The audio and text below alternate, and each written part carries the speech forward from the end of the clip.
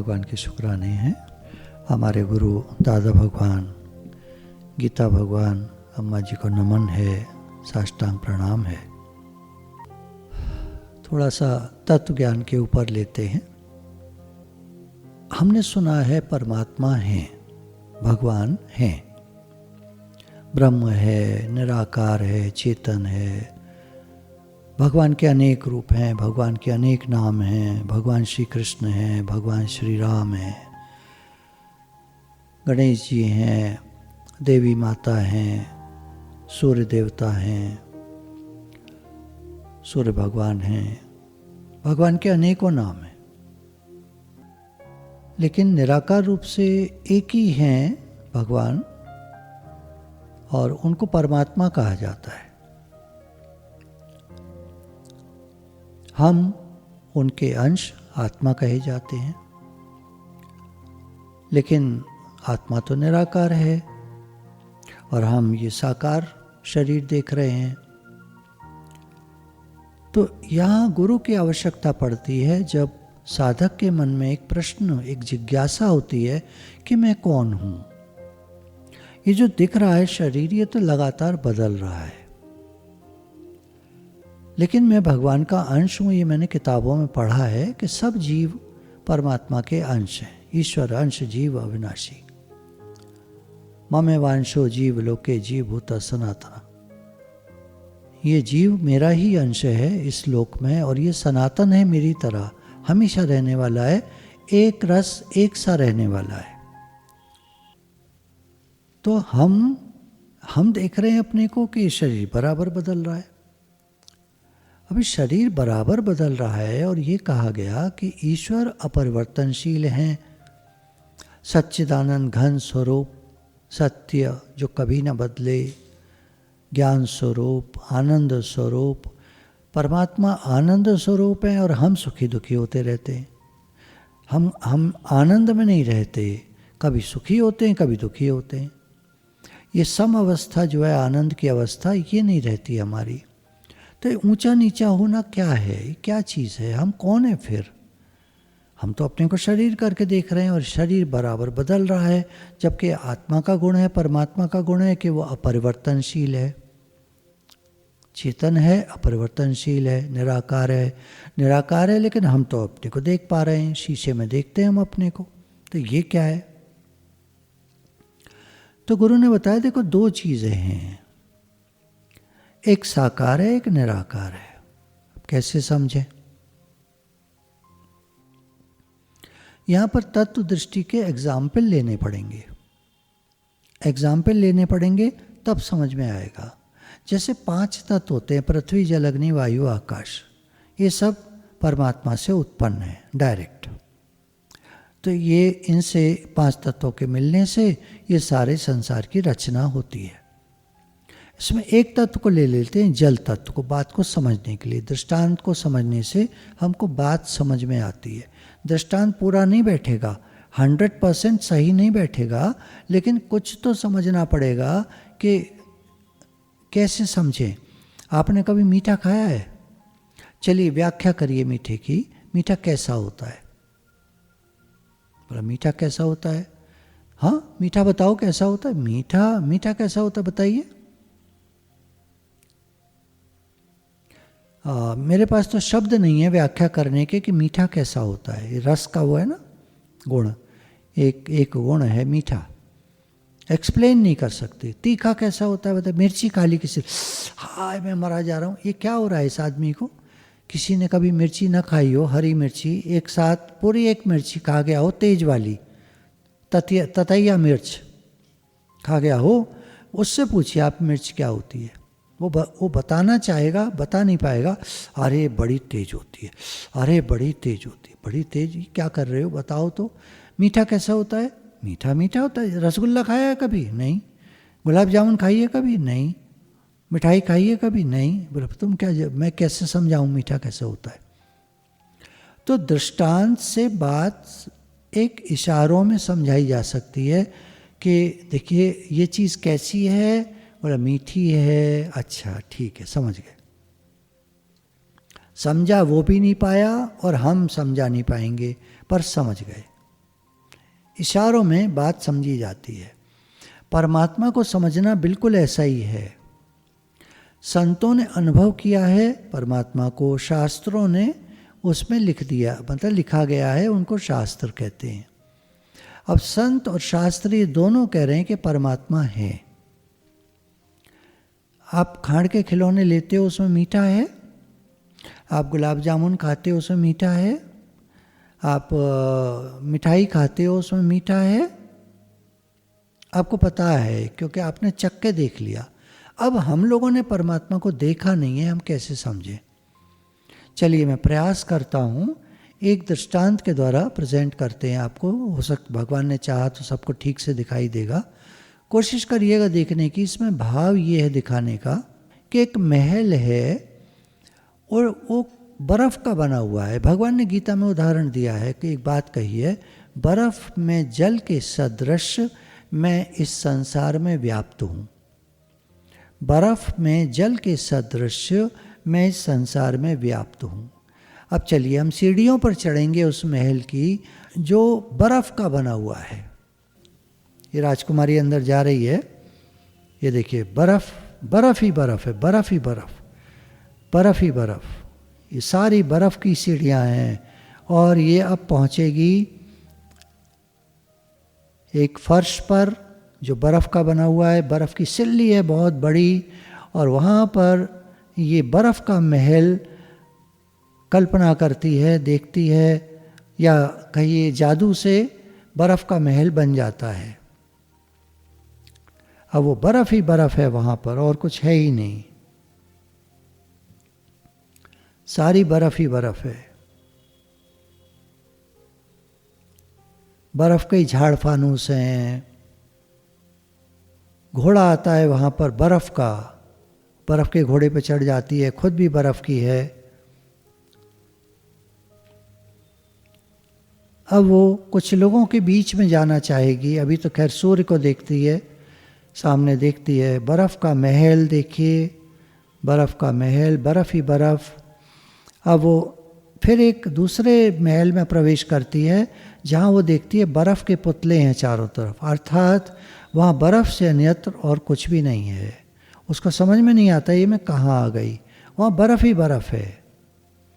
बर्फ़ के ही बने हुए आदमी, पुरुष, स्त्री सब बर्फ़ के हैं, और अगर किसी को छू दो तो टूट जाता है। बर्फ़ के बने होने से वो टूट जाता है।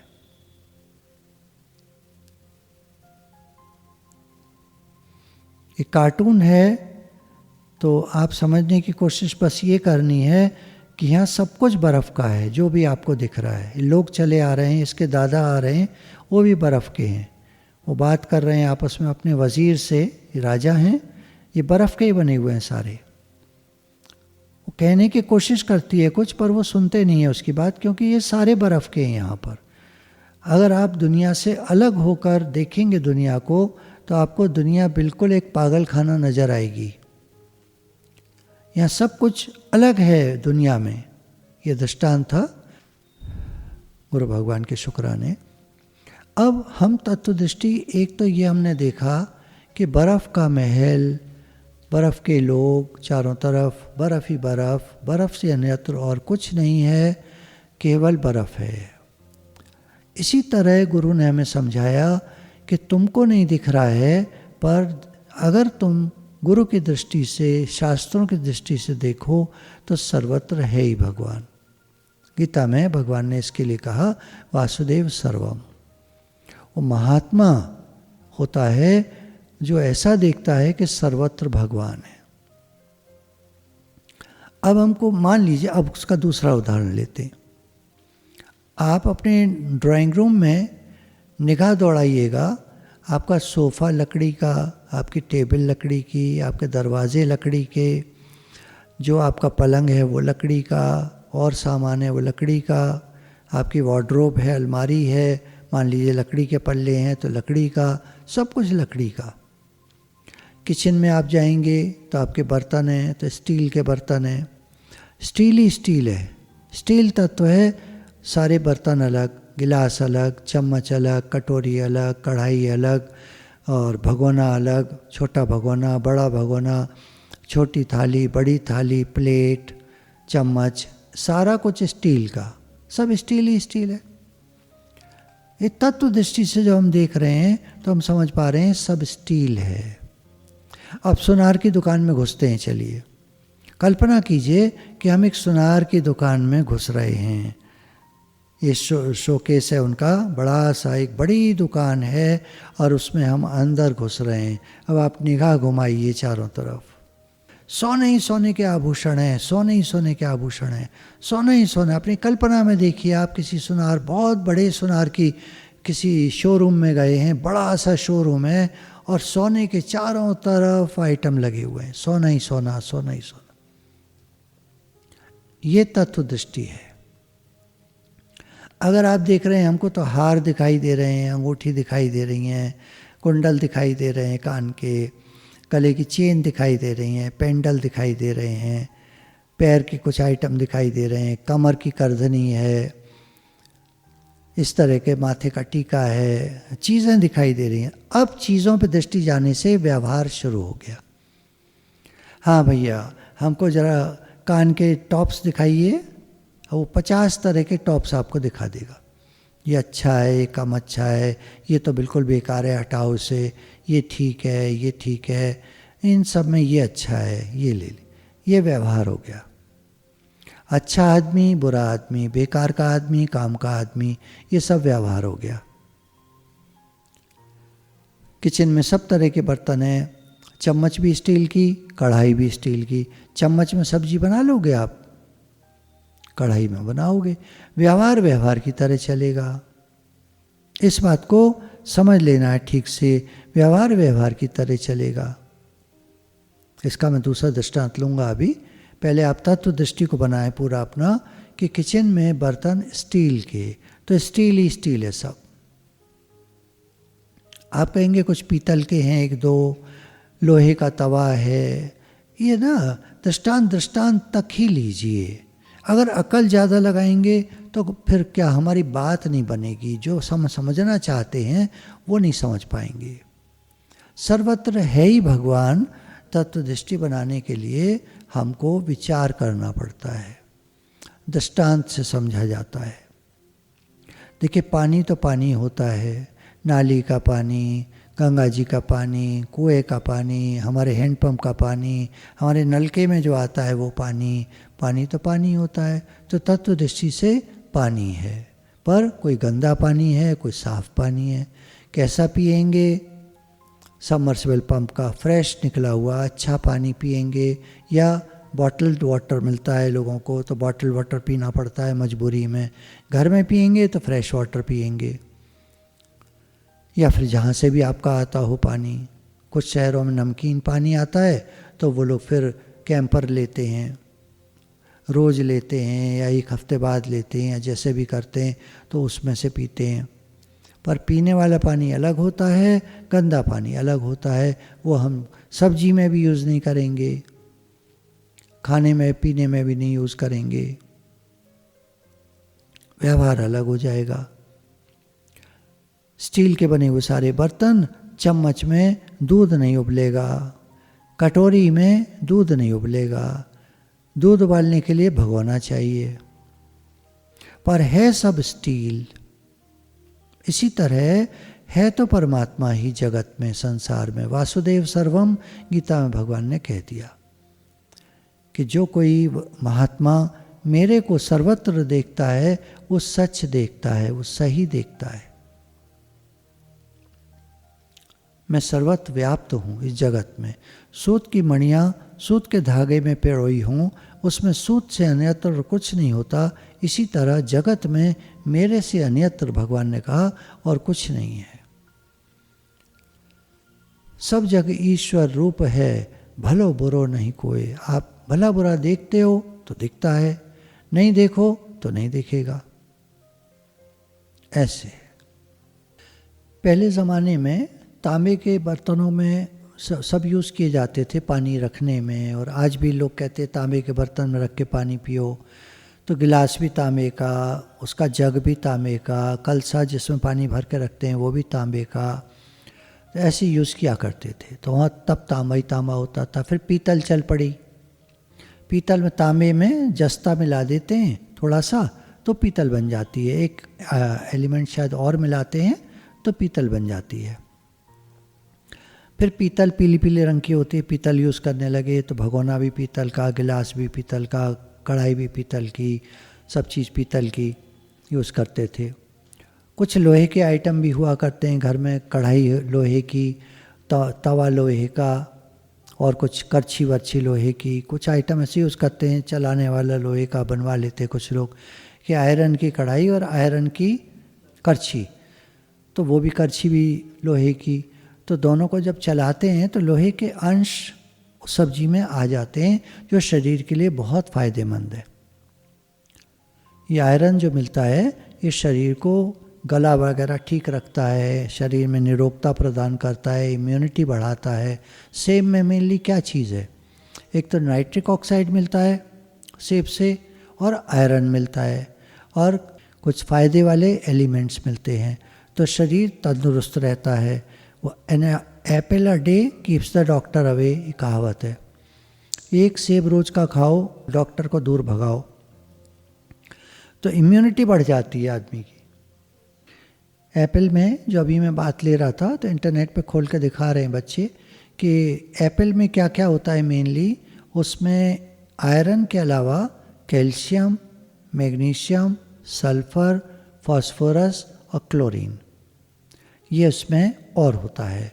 और नाइट्रिक ऑक्साइड उसको खाने से बनता है, जो ये केमिस्ट्री है एप्पल की, तो उससे बॉडी में इम्यूनिटी डेवलप होती है।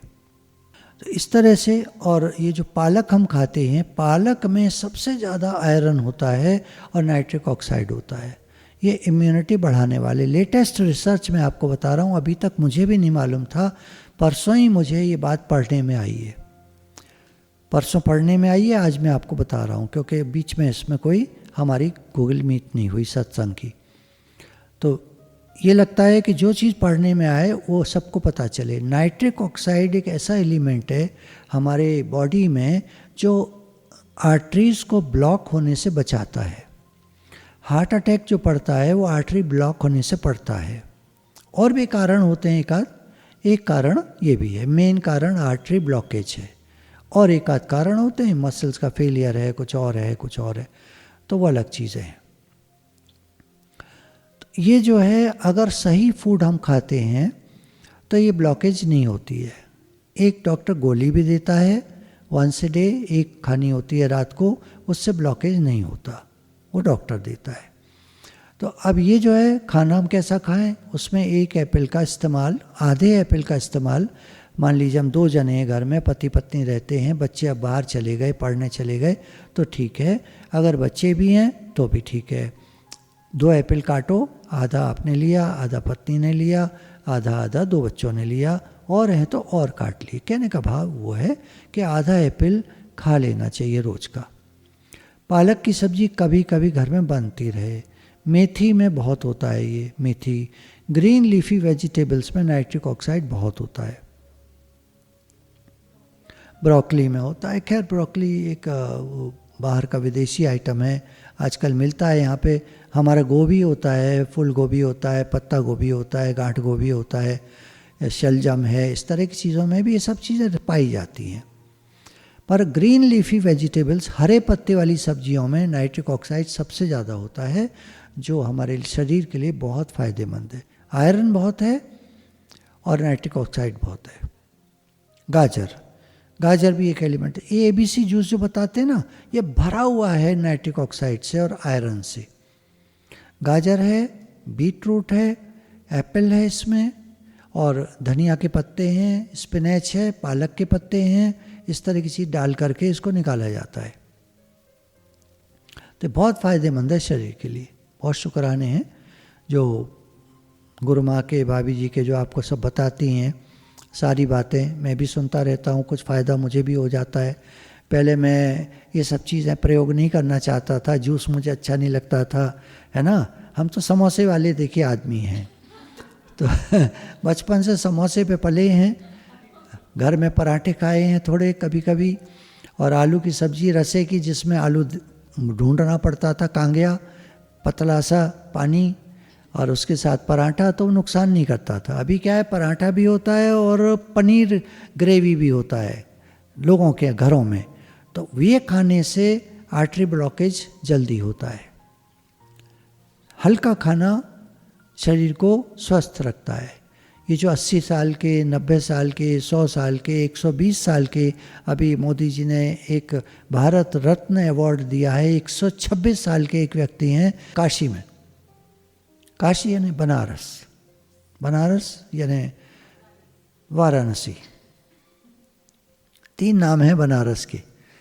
तो कभी कोई बोलता है, कोई कुछ बोलता है, कोई नहीं। वहाँ पर एक 126 साल के व्यक्ति हैं जो आज भी योगा करते हैं, योगाभ्यास, और हल्का भोजन लेते हैं, हल्का सात्विक भोजन, दिन में 2 ही टाइम। अब हम लोग खाते हैं 5 टाइम, कोई खाते हैं 7 टाइम। खाते मतलब चाय के साथ वाई भी होती है ना, तो वो भी गिना जाता है। फिर देखो, सुबह की चाय बेट्टी नंबर 1 है ना, फिर उसके बाद नाश्ता 2, उसके बाद बीच में कुछ 12-1 बजे के करीब थोड़ा सा फ्रूट, 12 बजे करीब, उसके बाद 2 बजे लंच, 4 हो गए, उसके बाद शाम की चाय 5, रात का डिनर 6, सोने से पहले दूध 7। गिनो आप, लिखो कोई जना, हम 7 बार लेते हैं। 5 बार आया, मैंने अभी गिनाया आपको 7। रात को दूध पी के नहीं सोते, बिस्किट खा के कुछ, 7 आ गया ना, देख लीजिए। तो ऐसे हम लोग हैं। ये लोग 2 बार लेते हैं फूड। अब वो हम कर नहीं सकते, मैं मजाक कर रहा हूँ, जो भी है, पर 7 वाले में ऐसा हम कर सकते हैं कि 5 जो चीज़ें हैं वो बहुत कम मात्रा में, है ना। चाय भी लेंगे, किसी ने कहा चाय पियोगे आधा कप। एक जोक बना था एक बार कि हर चीज़ हमको पूरी चाहिए, पैसा ज़्यादा चाहिए, ये भी ज़्यादा, वो भी ज़्यादा, वो भी ज़्यादा, चाय आधा कप। आधा क्यों भाई, पूरा कप पियो। नहीं, बहुत कई बार हो जाती है ना दिन में, इसलिए आधा कप। कोई कहते 2 घूंट चाय बना दो, कहते तो हैं, पर प्याला भरा हुआ सा ही आना चाहिए। सा ज़्यादा भर दिया तो टोकेंगे, ज़्यादा भरा हुआ दे दिया सा। खैर चलिए आगे चलते हैं। हमारा दृष्टांत अभी चल रहा था कि सर्वत्र हैं ही भगवान, ये हम बात विचार कर रहे थे। चलिए अब व्यवहार में देखें। दुनिया में 2 तरह के लोग होते हैं। व्यवहार में हम देखते हैं दुनिया में 2 तरह के लोग होते हैं, जिसको कह सकते हैं मोटा मोटा अच्छे और बुरे। परिभाषा ठीक नहीं बैठेगी और इसको व्याख्या करते हैं। देखिए, एक बार एक शीश महल था, शीशे का बना हुआ महल, वहाँ शीशा ही शीशा था, शीशे का बना हुआ महल, चारों तरफ शीशा ही शीशा, शीशा ही शीशा।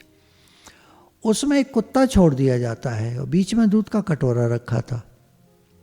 कुत्ता जब आता है जैसी महल में, तो चारों तरफ कुत्ते ही कुत्ते नजर आते हैं उसको। अरे भगवान, क्या हालत होगी, सोच के देखिए।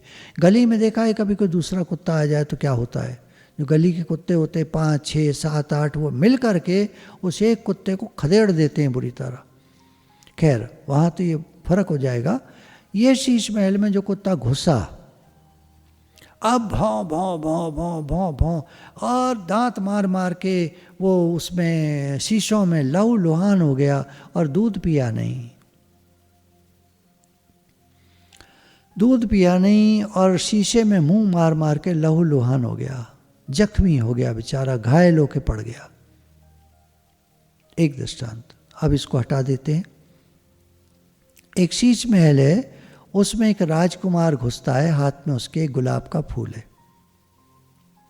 अंदर आता है, प्रवेश करता है। देखिए उसको, कल्पना में देखिए आप, प्रवेश कर रहा है वो, और चारों तरफ शीशे ही शीशे लगे हुए हैं। अब वो क्या देखता है, ऊपर नीचे चारों तरफ शीशे, चारों तरफ मीन्स नीचे देखता है तो शीशा, इधर तो इधर तो इधर तो, कटे कटे शीशे, जॉइंट्स में खंबा है तो शीशा लगा है, यहाँ वहाँ शीशे ही शीशे लगे। और अनारकली देखी किसी ने? नहीं, सॉरी, मुग़ल आज़म, तो उसमें अनारकली जब डांस करती है, प्यार किया तो डरना क्या, देखा सीन याद आया आपको? तो शीशे शीशे थे चारों तरफ, अपने को ही देखती है वो सारे में, चारों तरफ है उनका नज़ारा, गा रही होती है। अपने को दिख रही होती है पर उनका नज़ारा मतलब अब वही है, हमको क्या दिख रहा है। तो राजकुमार जब देखता है चारों तरफ मैं ही मैं हूँ, मैं ही मैं हूँ, मैं ही मैं हूँ, मैं ही मैं हूँ, मैं ही, एकदम मुस्कुराता है। और जब वो मुस्कुराता है तो सारे राजकुमार जो उसको दिख रहे थे, जो वो खुद ही बना था, सारे राजकुमार मुस्कुरा रहे थे और उसका फूल सबके पास था। और उसने सूंघा तो सब ने फूल सूंघा, गुलाब की खुशबू। चारों तरफ अपने को देखकर मुस्कुरा रहा है, सारे राजकुमार उसको देखकर मुस्कुरा रहे हैं। कोई नहीं कुत्ते की तरह भौंक रहा। आदमी है ना, जब भौंकता है, देखा है कभी आपने, आदमी भी भौंकता है जब खड़ा होकर चौराहे पर शराब पीकर, और जब चिल्लाता है, बकवास करता है, अपने घर के बाहर खड़े होकर अपनी पत्नी को, बच्चों को गालियां देता है। देखते हैं आप, कुत्ता भौंक रहा होता है। कैसे आदमी कैसी बुरी गत कर लेता है अपनी, किस तरह का अपने को बना लेता है ऐसे दृष्टि। तो इसको विचार करके देखिए, अब वो राजकुमार सर्वत्र अपने को देख रहा है। तत्व दृष्टि अगर हमारी बन जाए या बात समझ में आ जाए, देखिए तत्व दृष्टि बनना थोड़ा आगे की बात है लेकिन अगर बात हमारे समझ में आ जाए कि तत्व दृष्टि क्या होती है। बर्फ़ के महल में बर्फ़ ही बर्फ़ है और लोग भी बर्फ़ ही बर्फ़ के, पुतले सारे बर्फ़ के, और उनमें जो बर्तन हो रहा है, बातें हो रही हैं, हंस रहे हैं, खेल रहे हैं, रो रहे हैं, गा रहे हैं, कहीं कुछ हो रहा है, कहीं कुछ हो रहा है, कहीं कोई किसी को मार रहा है, थप्पड़ मार रहा है, कहीं कुछ हो रहा है, कोई गालियाँ दे रहा है, कोई हंस रहा है, कोई अच्छी अच्छी बातें कर रहा है, कहीं सत्संग हो रहा है। उसी महल में साइड में एक जगह सत्संग हो रहा है, गुरुजी भी बर्फ़ के, शिष्य भी बर्फ़ के, सब कुछ बर्फ़ का, बर्फ़ ही बर्फ़, जल ही जल है, जल ही जल है, जल ही जल है। तत्वदृष्टि से जल ही जल है। बर्फ़ यानी बर्फ़ में जल के सदृश हे अर्जुन, सर्वत्र मैं ही तो हूँ, गीता में भगवान ने कहा।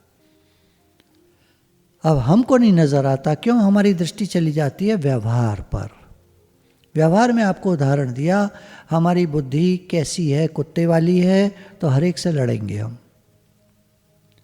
थोड़ा सा मैं माफ़ी चाहूँगा, क्षमा चाहूँगा, आज थोड़ा ज़्यादा बात वैसी हो गई है, गर्मा गर्मी वाली, तो मैं किसी को कुछ कह नहीं रहा हूँ, किसी के लिए दोषारोपण नहीं है।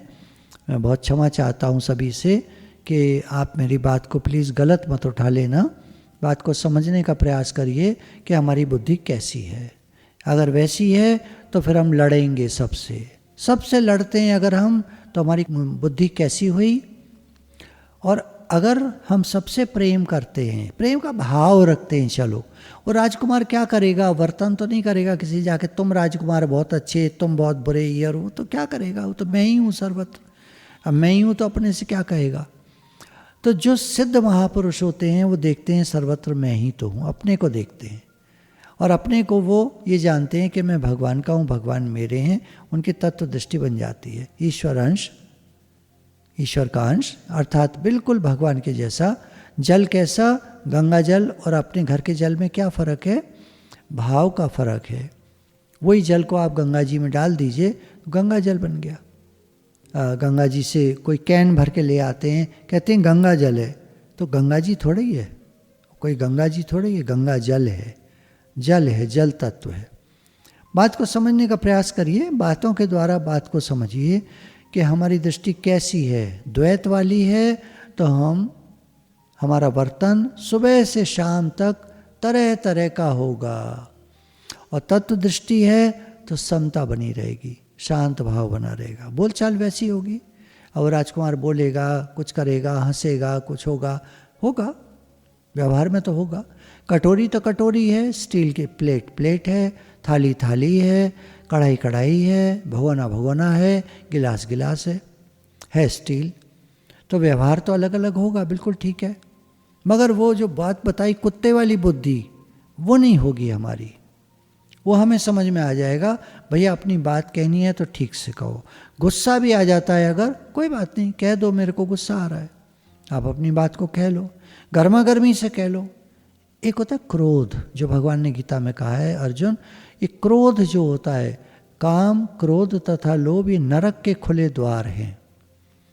क्रोध जो होता है उसमें आंखें लाल लाल और होठों का फड़फड़ाना, शरीर का कांपना, गुस्सा बड़ा जोर का, वैसा गुस्सा नहीं बोलेंगे उसको, क्रोध है वो एक, वो उसकी श्रेणी बहुत वैसी है, इंटेंसिटी बहुत ज़्यादा होती है।